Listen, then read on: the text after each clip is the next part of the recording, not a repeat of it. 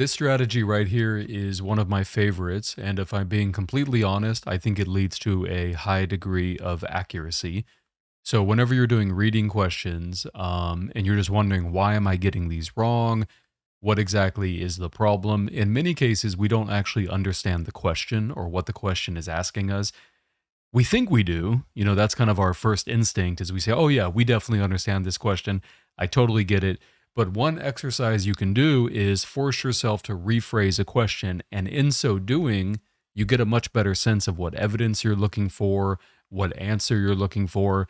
And I really do think it's going to contribute to raising your accuracy to a level that you're very comfortable with. So this is definitely a strategy I encourage everybody to try and master and incorporate even on test day. It's an important one. Okay, let's take a look at an example here. So imagine we have this question right here. What is the primary purpose of the passage? If I were to ask people what this question means or if they understand it, I guarantee you they would say, yes, I do. I completely understand it. But whenever I tell them to rephrase it, they typically say, what is the main idea? This is not a main idea question. In fact, what it truly means is what is the author mainly doing? So this is much more about what the author is doing and much less about what the author's main point is. The reason why I know that, or further evidence, is if you look at the answer choices right there, do you see how you have verbs in all of those cases right there? So those verbs indicate that the author is doing something here or the passage is doing something. So this is a really easy example to show that in many cases we actually don't understand the question because, like I said, many people would rephrase that as what is the main idea of the passage, which is not technically correct. Okay, moving on. So here we have another example question right here. So it says, according to the passage, which of the following is true about the sea ice that surrounds the Antarctic continent? And this comes from the official GRE Verbal Reasoning book. Again, I have to be honest, if you were to ask people to rephrase this, I think they would take it for granted and it wouldn't seem like a very valuable exercise. It seems like it's an obvious question. But even something like this is less obvious than you think. So the way that I would rephrase this is, first of all, this is a factual question. So part of the rephrasing process is actually identifying the question type, which is what we talked about in previous videos. So just keep that in mind. But notice the way I would rephrase this is, what is a fact about the sea ice that borders Antarctica? Now, the fact that I'm emphasizing the word fact is very important because anything in the passage that looks like a hypothetical, or it looks like maybe, or might, or it looks like somebody's opinion, I know I can ignore that. And just that subtle realization is going to make this problem a lot easier. Okay, so that's another example where it seems easy on the surface, but once you actually rephrase it, you learn a lot about the question. Let's take a look at another one. So this one says the passage suggests that the proliferation of ragwort was particularly ill-timed because it. Go ahead and pause the video and try to rephrase this. Here's what I came up with. I came up with, first of all, this is an inference question, and we know it's an inference question because of the word suggests right there. The reason why that's important is because the answer is not going to be clearly stated or directly stated, but there's definitely going to be evidence. The way that I rephrased it is, of course, why. So the why is connected to because we're looking for a reason. Spread is going to be connected to proliferation. Ragwort, of course, I'm not going to change that. Especially bad is going to match with particularly ill-timed. So when I go back to the passage, I know I'm going to look for, hey, the spread of this plant was really bad for what reason? And again, that kind of limits the evidence and allows me to pinpoint that answer and increase my accuracy. Okay, let's take a look at another one. Which of the following best describes the primary function of the next to last sentence? Again, please pause the video. How would you rephrase this? I came up with the following.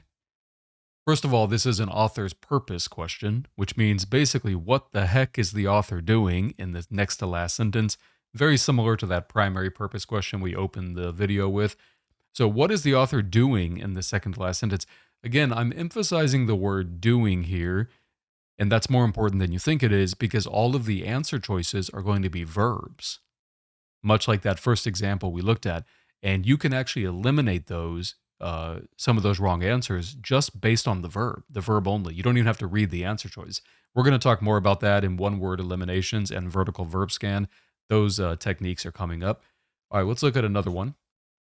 So this one says each of the following is mentioned in the passage as an element of Douglas's ideology, except. How would you rephrase that? Pause the video, give it a shot. Here's what I came up with. I came up with, first of all, this is a negative factual question. Remember, if these question types are not making sense to you, go watch the previous videos on identifying the question. The way that I would rephrase this is which of the following is not, except, part of Douglas's philosophy. So again, you're going to be looking for the answer that is not mentioned or is not in the passage. But more specifically, you're actually going to be eliminating the four things that are a part of Douglas's philosophy, and having a really good understanding of this question will allow me to do that. I think we have a couple more examples. Let's take a look at this one. So this is a long one. It says the information in the passage suggests that which of the following would most likely result from a student's having studied the Roman classics under a typical 16th century teacher. Obviously, there's a lot going on in this question, which is even more reason why we should rephrase it so we can actually understand what the heck it's saying. All right, go ahead and pause the video, give it a shot. Hopefully you came up with something similar. So first of all, this is an inference question. We know that because of the word suggests. The way that I rephrased it is what is likely the consequence, so that's going to be result from, a 16th century student. So obviously the student and the teacher are in the same century. Learning is going to match with studied under a normal teacher of that time. So if we have a student with a normal teacher, what's going to happen? What are they going to learn? What's the consequence? What's the result? And I'm using the phrase likely because that matches with the idea of suggests, which means it's not 100% true because it's an inference question, but it's probably true. It's likely true. All right, do we have one more? Let's take a look. Yes, we have one more, I think. So this one says it can be inferred that the author of the passage would agree with which of the following about the origin of UHECRs that reach Earth. Pause the video, give it a shot. So I came up with this. It's an inference question, obviously, inferred. What is the author's opinion? Because again, would agree with, the author would agree with, regarding where UHECRs come from. And of course, come from is going to be origin right there. So if I go back to the passage, I'm obviously looking about where they come from, but more importantly, I'm looking for the author's opinion. Okay, let's talk about why this strategy is so important. So take a look at this part of a passage. This is actually part of a longer passage from the official GRE verbal reasoning book. It's just one of the paragraphs. And look at the question. The passage suggests that Landowska's playing embodied a rejection of which of the following. So the first thing I want to do is I want to identify the question type, which of course this is going to be an inference, as we can see right there. And now I want to rephrase it. The way that I would rephrase this is when Landowska played her instrument, what was she going against, or what would she disagree with, or what would she dislike, etc., etc. Now, keep in mind, this is an inference question, so it's probably not going to talk about what she dislikes or what she rejects, but instead it's going to talk about what she likes. So we call that a block of four inference. And if you take a look at the evidence right here, it says that her playing was close in spirit to the style of playing intended by the composers. So if it's close in spirit to what they intended, what would she reject?